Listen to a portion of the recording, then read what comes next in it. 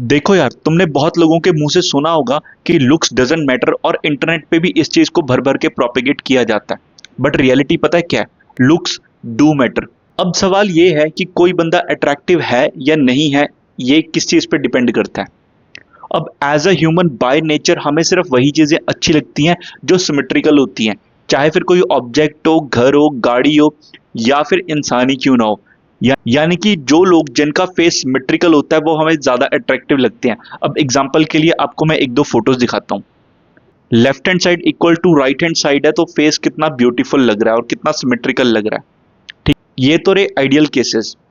अब रियलिटी में 90% ऑफ लोगों का फेस सिमेट्रिकल नहीं होता।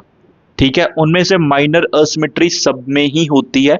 अब फिर मैं आपको एग्जांपल दिखाता हूँ, एक दो बॉलीवुड सेलिब्रिटीज हैं। अब देखो, इनका फेस भी सिमेट्रिकल नहीं है, बट फिर भी ये एस्थेटिकली प्लीजिंग है।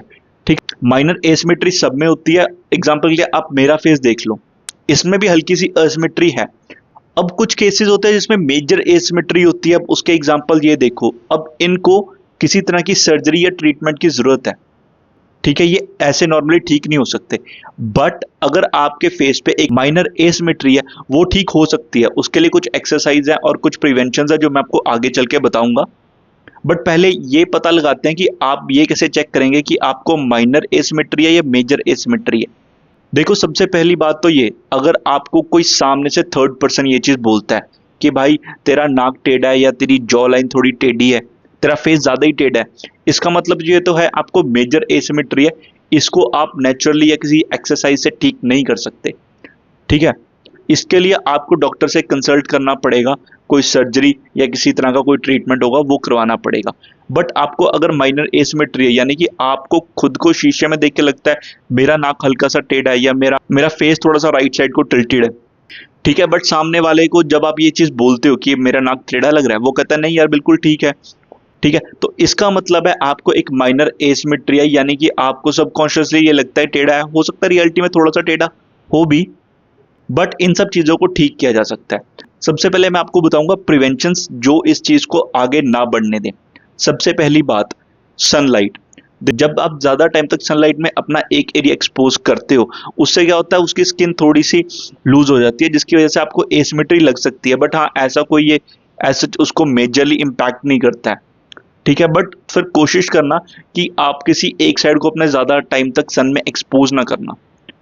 ठीक है, और सेकंड पॉइंट है कि sleeping on your belly side, मतलब उल्टे लेट के सोना। उस केस में क्या दिक्कत होती है कि आपका जो फेस होता है वो बेड से दब जाता है। या तो वो राइट साइड दबेगी या लेफ्ट साइड दबेगी, जिस साइड भी दबेगी वो हो सकता है, अगर आप प्रोलॉन्ग पीरियड के लिए ऐसा करें तो हो सकता है आपके फेस में हल्का हल्का डिफ्लेक्शन आने लग जाए। तो अवॉइड करें उल्टा होके सोना। जब भी सोएं साइड करवट लेके सोएं या सीधे होके सोएं। और थर्ड चीज, देखो यार, हमारा फेस का सबसे इंपॉर्टेंट पार्ट जो होता है ना, जो सिमेट्री डिफाइन करता है, वो होता है नोज।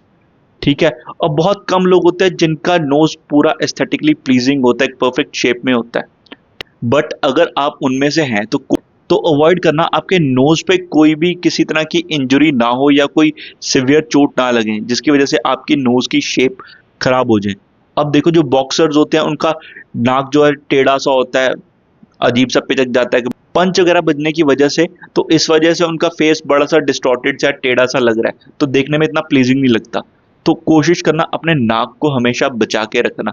ठीक, अब देखो, उसके अलावा जो सबसे इंपॉर्टेंट फैक्टर होता है हमारी फेस की सिमेट्री का, वो होती है हमारी जॉ लाइन, यानी कि जॉ। अब कईयों का जॉ क्या होता है, हल्का सा टेढ़ा होता है। ठीक है, या फिर एक साइड ज्यादा स्ट्रांग होती है, क्योंकि कईयों को आदत होती है एक साइड ही खाना चबाने की। एक साइड से खाना चबाते हैं तो उस साइड की आपकी जो मसल्स होती हैं वो ज्यादा स्ट्रेंथन अप हो जाती हैं, इस वजह से आपको कभी कभी लगता है कि आपका फेस टेढ़ा है या थोड़ा सा टिल्टेड है। सो इस केस में क्या कर सकते हैं, अब आपने क्या करना है, पहले आप राइट साइड में चू करके देखिए। ठीक है, और उसके बाद लेफ्ट साइड में चू करके देखिए। सो जब आप देखेंगे आपको फील आ जाएगी कि कौन सी साइड आपकी स्ट्रांग है। तो जो साइड आपकी स्ट्रांग है वो तो वेल गुड है, वो वेल डिफाइंड है, उसकी मसल्स अच्छे से बिल्डअप हो रखी है।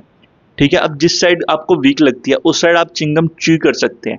ठीक है, अब बहुत सारी वीडियोस में आपने देखा होगा कि चिंगम नहीं खानी चाहिए, but I would recommend you on, ये मैंने चीज अपने ऊपर भी पर्सनली ट्राई करके देखी है। जो जो मेरा लेफ्ट साइड का जॉ था वो थोड़ा सा मुझे वीक लगता था, बट जब मैंने चिंगम चबानी शुरू करी उसके बाद अब मैं कह सकता हूँ दोनों साइड मुझे इक्वली स्ट्रांग लगते हैं और प्रॉपर दोनों साइड वेल बिल्ड शेप में लगते हैं।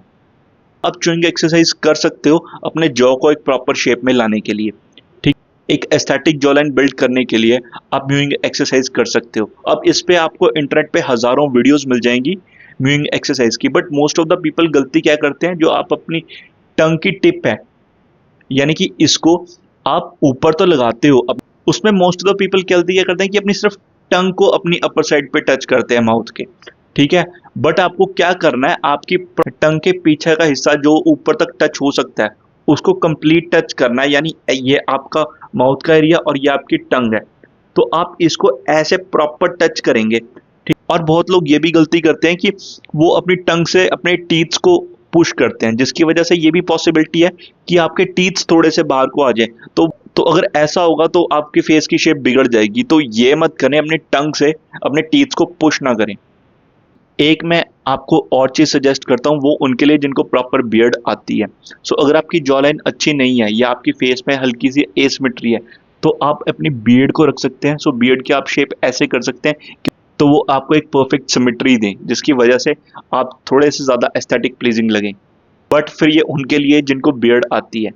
बियर्ड को कैसे प्रॉपर वे में ग्रो करना है, अगर आपकी पैची बियर्ड आती है, अगर आपको उसके ऊपर वीडियो चाहिए तो आप नीचे कमेंट कर सकते हैं, तो मैं आपको उसके लिए भी एक कंप्लीट गाइड बना के दे दूंगा ताकि इस तरह की एक कंप्लीट बियर्ड उगा सके जो देखने में बहुत अच्छी लगती है। ठीक है गाइज, सो वीडियो में इतना ही, बाकी मिलते हैं नेक्स्ट वीडियो में, तब तक के लिए थैंक यू वेरी मच।